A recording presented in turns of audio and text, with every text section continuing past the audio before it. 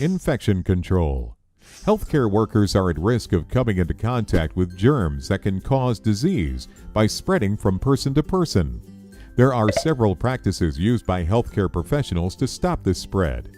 IntelliCare standard and transmission-based isolation precaution policies are based upon the latest recommendations from the CDC.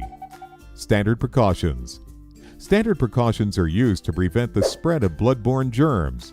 They're used when providing care to all individuals, whether or not they appear infectious or symptomatic.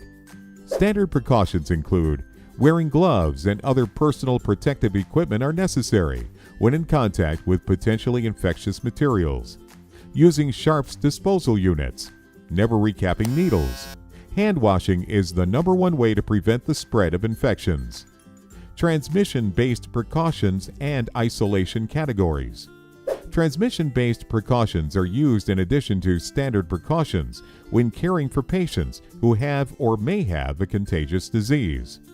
Within this group, there are 3 types of isolation categories including 1. Airborne isolation is used when a patient is infected with a disease caused by small airborne droplets such as TB.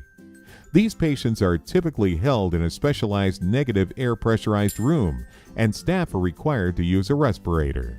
2. Droplet isolation is used when a patient has a known or suspected infection with germs that are transmitted by larger droplets such as meningitis, pertussis, influenza, and mumps. A mask is required if working within 3 feet of these patients. 3. Contact isolation is used when a patient has an infection or is colonized with germs that can be transmitted from direct contact with the patient or their environment. Examples include VRE, MRSA, C. difficile, RSV, hepatitis A, scabies, or lice. Wear gloves and gown for each entry into the room. Personal protective equipment, PPE. PPE is specialized clothing or equipment such as gloves, gowns, masks, eye protection that are worn by an employee for protection against an infectious hazard. Key points regarding PPE include: employees should wear gloves when coming in contact with potentially infectious materials. Masks should be worn whenever splashing, spraying, or splattering droplets of blood or other potential infectious materials occurs.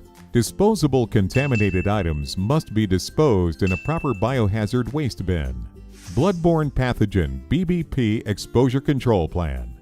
The purpose of the Bloodborne Pathogen Exposure Control Plan is to reduce or eliminate occupational exposures to IntelliPros. The risk of this exposure is reduced or eliminated by using standard precautions, engineering controls such as sharps units, needless systems, and self-sheathing needles.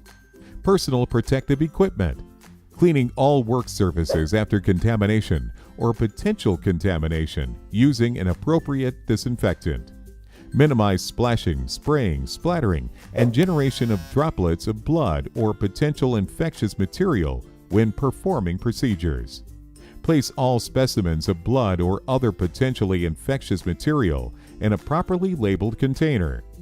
Discard all contaminated sharps immediately in containers that are closable, puncture-resistant, leak-proof, and appropriately labeled.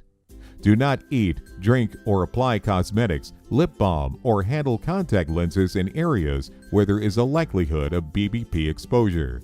Blood and body fluid exposures. Blood and body fluid exposure is defined as an injury with a contaminated sharp object, such as a knead stick, or spills or splashes of blood or other potentially infectious material onto a mucous membranes or non-intact skin that result from the performance of an employee's duties. The 2 important components to prevent infections following a blood and body fluid exposure are 1. Hepatitis B immunization, and 2. Post-exposure management. If you have a blood and body fluid exposure, the most important steps include immediately and thoroughly wash the contaminated area or flush mucous membranes with water. Notify your on-site supervisor at your current healthcare facility. Fill out an employee incident report at the healthcare facility you are staffing. Contact IntelliCare to help find an occupation or urgent care clinic nearest to your current location.